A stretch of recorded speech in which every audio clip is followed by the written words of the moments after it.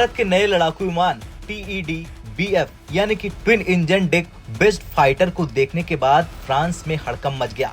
France के कुछ defence expert ने भारत पर सीधा आरोप लगाया कि हमने उनके फेमस फाइटर जेट राफेल की कॉपी बना ली है। लेकिन क्या ये सच है? क्या भारत ने वाकई राफेल के डिजाइन को कॉपी किया है या फिर ये फ्रांस की घबराहट है कि भारत अब खुद के लड़ाकू विमान बनाने की ताकत हासिल कर चुका है? चलिए जानते हैं टीईडी बीएफ का डिजाइन कैसे बना और क्या भारत ने फ्रांस से कोई टेक्नोलॉजी कॉपी की है या फिर नहीं।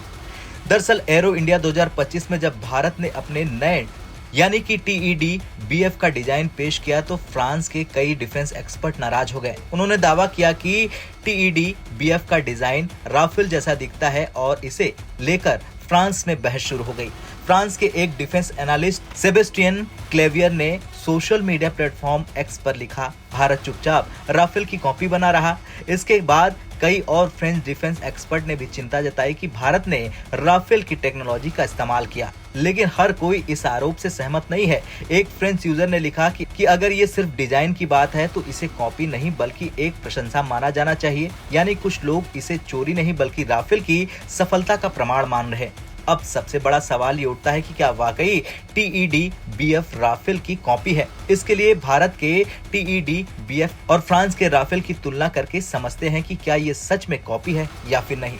सबसे पहले बात डिजाइन में समानता की करें तो भारत के टीईडी बीएफ और फ्रांस के राफेल तो दोनों कैनार्ड डेल्टा विंग डिजाइन पर आधारित है। ये डिजाइन केवल राफेल में नहीं बल्कि अमेरिका के F-22 रैप्टर, F-35 और चीन के J-20 में भी इस्तेमाल किया गया है। यानी ये कोई चोरी नहीं बल्कि एरोडायनेमिक्स का एक प्रभावी सिद्धांत है जिसे दुनिया भर के लड़ाकू विमानों में अपनाया जाता है।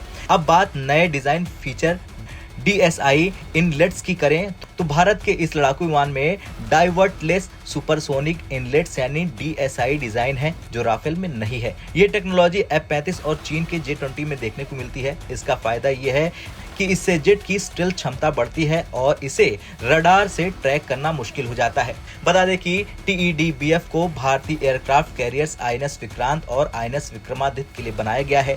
राफेल मुख्य रूप से लैंड बेस्ड ऑपरेशनल के लिए डिजाइन किया गया था, जबकि टीईडी बीएफ को खास तौर पर समुद्री युद्ध क्षेत्र के लिए एडवांस किया गया।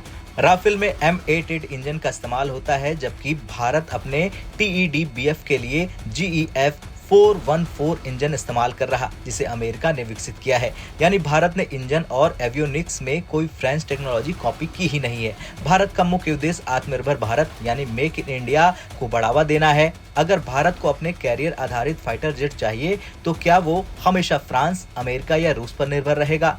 भारत का टीईडी बीएफ भारत की जरूरतों के हिसाब से बना एक स्वदेशी प्रोजेक्ट है। चलिए अब जानते हैं फ्रांस को भारत के इस लड़ाकू विमान से इतनी परेशानी क्यों हो रही। दरअसल भारत अब रूस, अमेरिका और फ्रांस जैसे देशों से हथियार खरीदने के बजाय खुद के फाइटर जेट्स, मिसाइल और टैंक बना रहा। ATAGS तोप हो, तेजस फाइटर जेट हो या फिर अब टीईडी बीएफ, भारत लगातार अपनी टेक्नोलॉजी को उन्नत कर रहा। अगर भारत का टीईडी बीएफ सफल होता है तो एशिया, अफ्रीका और लैटिन अमेरिका के कई देश इसे खरीद सकते हैं।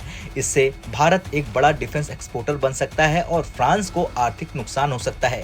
भारत को अपने INS विक्रांत और INS विक्रमादित्य जैसे एयरक्राफ्ट कैरियर के लिए ये नए फाइटर जेट्स चाहिए। फ्रांस ये चाहता है कि भारत राफेल M यानी कि नेवल वर्जन खरीदे, लेकिन अगर टीईडी बीएफ सफल हो गया तो भारत को बाहर से लड़ाकू विमान खरीदने की जरूरत ही नहीं पड़ेगी।